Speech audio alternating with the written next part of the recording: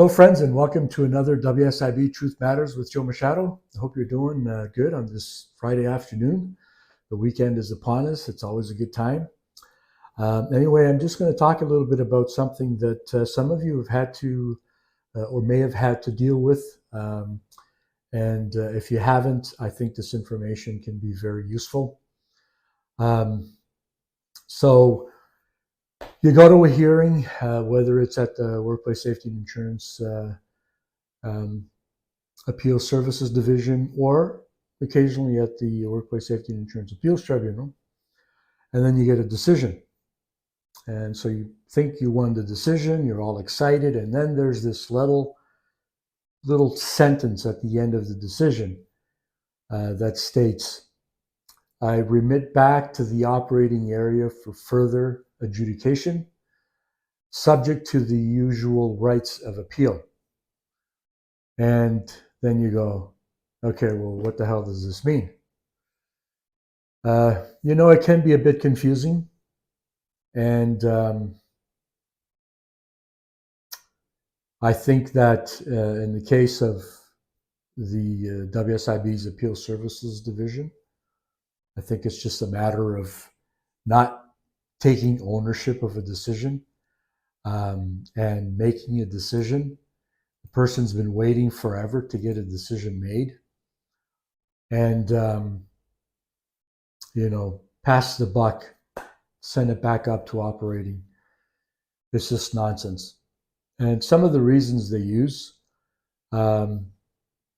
jurisdiction, I can see the tribunal using that, and obviously it is valid if it's not an issue that has, or if it's an issue that hasn't been addressed by the WSIB, then the Workplace Safety and Insurance Appeals Tribunal would not be able to proceed with that particular issue that you're appealing until the WSIB has had an opportunity to make a formal ruling on it. These things should not get to the tribunal. They should be scrutinized beforehand at either the operating level, so case manager, or an appeals resolution officer.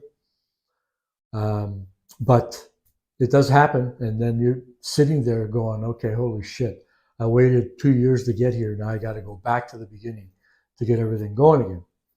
Yeah, it's a bit of a letdown. And it's happened to me.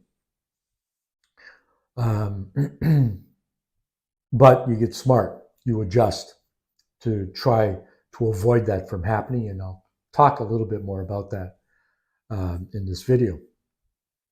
But other reasons that I've seen appeals resolution officers use is that a maximum medical recovery date or maximum medical rehabilitation date hasn't been established. Really? If that was the case manager at operation, that person who's responsible to make the initial decision, make the inquiries to make sure that all of the I's are dotted and the T's are crossed, they pretty much just do their fucking job. They should know that medical is going to be essential in making a determination regarding maximum medical recovery, because it's a key issue in any claim. And for an appeals officer to send the file back to a case manager to do what they should have done in the first place, then, yeah, that doesn't sit right. But it happens. The other one is lack of information to make a definitive determination as to the type of benefits and the length of time that those benefits are going to be paid. Come on. Again, this is stuff that a case manager should be doing. Even if a case manager decides not to agree with that information, The case manager should, in the letter, and you've heard me talk about this in other videos, and this is why we demand the details of every single decision and every factor that was used in making that decision, so that you don't end up in this predicament. And if you demand that information from a case manager who, for whatever reason, didn't request it or do the proper inquiries to do a proper job in adjudicating a claim, you're going to force that to happen so that you don't go to an appeal and really not know if you're able to address all of the issues that may come up in the appeal, so that an appeals resolution officer can look at it and say, well, yeah, you've got all this information here. Well, it kind of sucks that the person upstairs didn't do their job, but it's here. I can go ahead and make a decision on it. And if you don't agree with this decision, then you can go to the tribunal. None of this nonsense sending it back to an adjudicator or a case manager for further adjudication. Are you fucking kidding me? Now you're adding another 6 months. But this is the shit that they do. And they're still doing it. Dealing with the specific type of benefit and whether it should be a partial benefit, for example, loss of earnings benefits. Should it be full loss of earnings benefits for a period of time, or should it be partial loss of earnings benefits for that period of time? Well, you know what? Make a decision. Don't send it back. If that information isn't in the file, that the case manager should have made the inquiries, they should be in the file, then just deny if you can't go ahead and you don't have the balls to make the decision, so that the worker can go to the Workplace Safety and Insurance Appeals Tribunal, which is where they're going to get justice. None of this bullshit of the yo-yo, back and forth upstairs with these people. It happens, man. It still happens.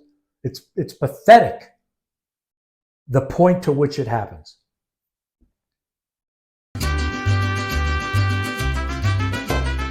This is why I don't hold back when it comes to my criticisms of these people. And my criticisms, and I always say this, are based on my experiences of having handled, along with my staff, thousands of cases over the years. So if anybody wants to question that, like the WSIB, hey, Joe, you know what? You really shouldn't be saying this because blah, blah, blah, blah, blah. Fuck off. Don't waste my time. You don't have what it takes to do things right. Don't question those who actually do and are trying to make a positive difference. But they don't have the balls to do that. It's just the way they are. They just rely on the fact or hope that injured workers are either too stupid to understand or are so desperate to earn money or so overwhelmed with all of this crap that they're going to go back to work injured and get worse. And this happens all the time. And those of you listening to me know this. It happens because people just get to the point where they're fed up and they throw their arms up in the air. Why wouldn't you? When you've been waiting for 6 months, for a year, year and a half to have a hearing, and then have some schmuck send it back and say, well, I can do this, but all of the other crap, I'm going to send it back to the same idiot who didn't do the job properly the first time. Let me give you an example. And this is a recent decision. And I'm going to put it up here. This is the issue under appeal. Very simple, very straightforward. The issue is the worker, through their representative, objects to the case manager's decision dated December 14th, 2021, which determined that the worker's low back strain fully resolved with no evidence of an ongoing impairment. The decision was reconsidered on February 9th, 2022 and upheld. So the same idiot who made the decision reconsidered that decision a couple of months later and still made the same decision. And so here's the conclusion reached by the appeals resolution officer. The worker did not achieve maximum medical recovery as of the date of December 14, 2021, and has ongoing entitlement to a low back strain or sprain strain injury Further adjudication is required by the operating area to determine when MMR has been achieved. In addition, entitlement to LOE benefits from December 15th, 2021 onwards is remitted back to the operating area for further adjudication, subject to the usual rights of appeal. The worker's objection is allowed. What? Allowed? What's allowed? Like, if you can't understand all this mumble jumble and bullshit verbiage that I just went through, and I'm going to break it down for you, you're going to go, well, I appealed that my back is still ongoing. The issues are still ongoing. Obviously, I'm not working. I'm not earning. My doctors haven't cleared me to go back to work. And the appeals officer said, yeah, my objection is allowed, so I should be entitled to benefits. But no. It's got to go back for the same schmuck who dealt with this issue twice to deal with it a third time. To clarify when my back has resolved and if I'm going to get paid benefits for the ongoing problems with my back. So if the appeals resolution officer had enough information to determine that MMR had not been reached, as per the conclusion of the idiot who made the first two decisions, there's sufficient information right there to get benefits paid until such time as the doctor treating the injured worker says that he's no longer, or he's reached maximum medical rehabilitation and now should, either with a permanent impairment or not, should be able to return to work, and then other benefits would be considered at that point. That would be the proper way to adjudicate that and listen to the worker's doctor, use that information. So what was allowed? Well, I guess you still have ongoing issues with your back. But hey, I can't do shit for you. So you got to go back and deal with these people, and they're going to have to make a decision as to when they're going to start paying you benefits and how much they're going to pay you. And hey, I'll probably see you back here again in 6 months. Yeah, that was a little bit of sarcasm. But this is the kind of shit that they pull, man. They pull this kind of shit all the time. So does it piss me off? Yeah, of course it does.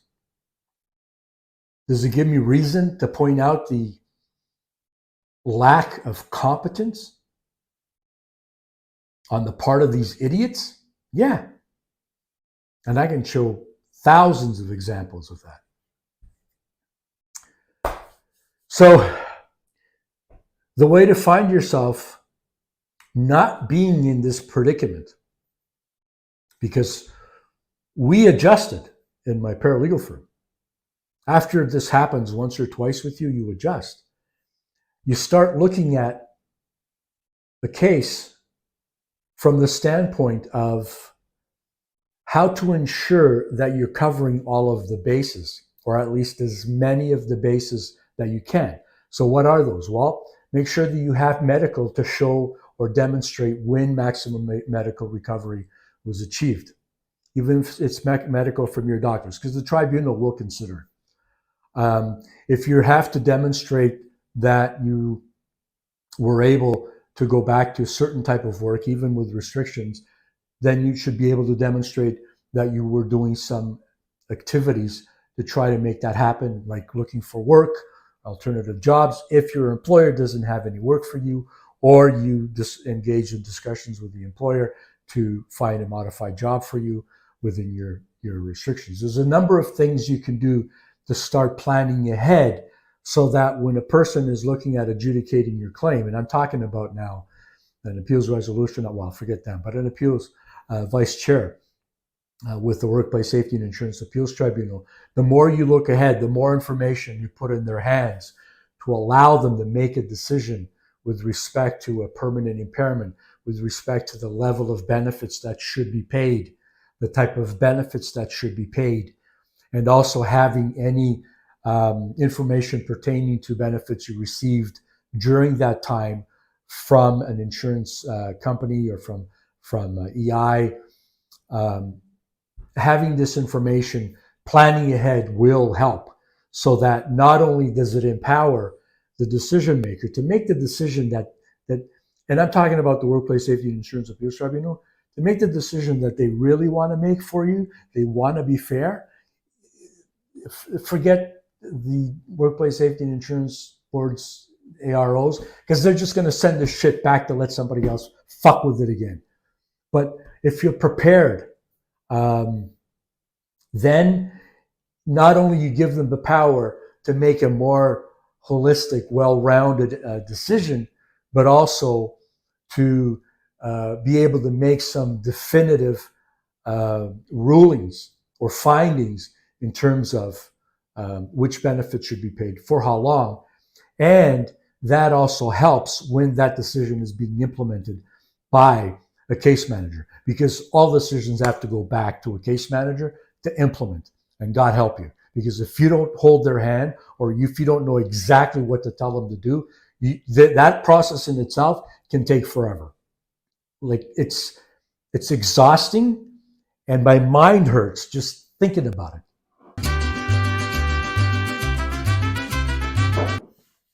So I can imagine how frustrated you would feel if this shit happens.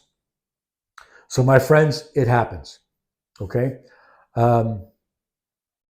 One of the ways that we get around that or minimize the impact of this nonsense, and we've made that tool available to our members and to those who find that they could use it. And that's our WSIB case audit that I've been talking about, that we launched just a couple of months ago. But that case audit, it not only does it go over all the benefits that you received, but benefits you didn't receive that you should have been entitled to receive. It provides a roadmap as to what to do to secure those benefits.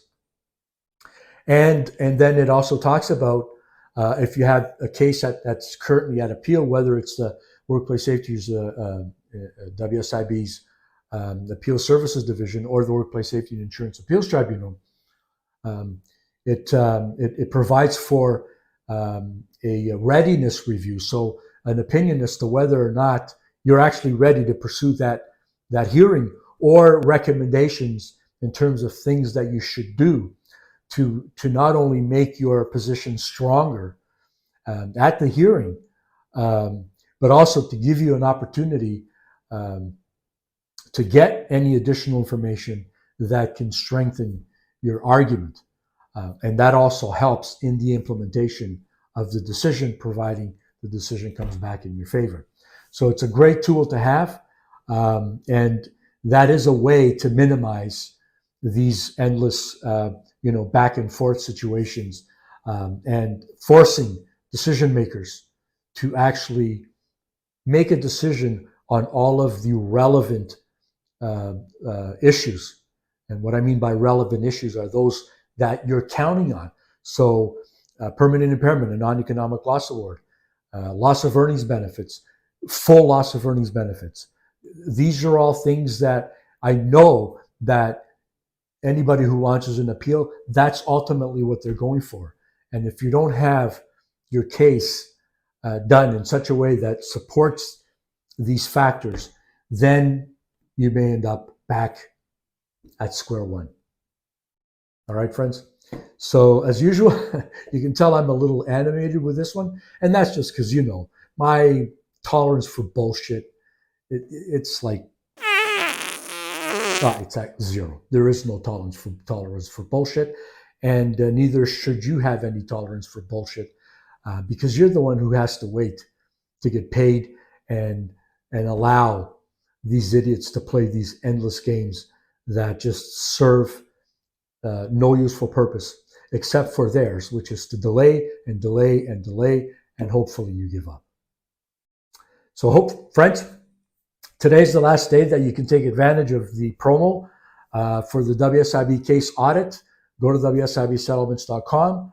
The promo code is WSIB 2024 because we plan on kicking a lot of ass in 2024. And I do appreciate you taking the time to watch my videos. To my subscribers, I appreciate you sharing my videos and helping me to build this channel. If you're not a subscriber yet of the channel and you're watching my videos and you enjoy the content, please become a subscriber. It's free. It doesn't cost you any money. Just click the button, but it helps me to grow the channel. It helps with the Google algorithm to make sure that the channel is placed where a lot of people, or that will attract a lot of traffic of like-minded individuals who do need help. So it doesn't cost you anything to do that, but it does really help me out a lot. And as always, my friends, and until the next one, take care.